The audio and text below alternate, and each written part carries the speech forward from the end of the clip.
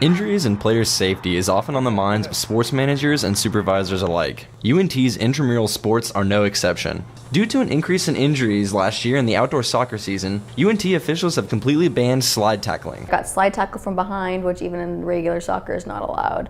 And I tried to jump over the girl and she kicked my left foot and I landed and I tore my right ACL.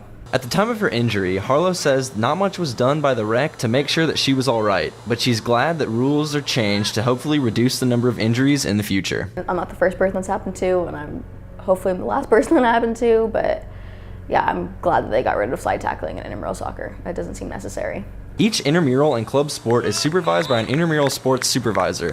That supervisor is trained to handle problems that take place on the field. In addition to the supervisor, club sports typically have a trainer at each game who handles minor injuries and assists medical professionals if they're needed. When I was in my stance, I took that step and turned.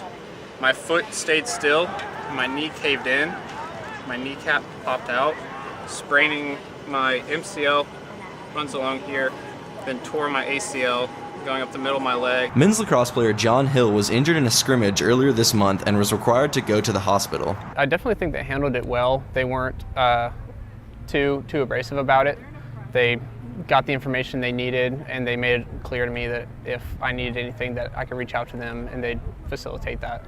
UNT rec sports are not the only ones trying to limit injuries, as the National Football League has several new rules preventing low blocks, hits with the crown of the helmet, and hits on defenseless players. We're going to continue to do what we possibly can to help our retired players, the current players, and future players by making the game safer. And we will do that with rules. We will do that with improving the equipment. While it is nearly impossible to eliminate injuries and contact sports altogether, many professional leagues and universities are creating similar rules to protect players. Jason Feltz, NT Daily News.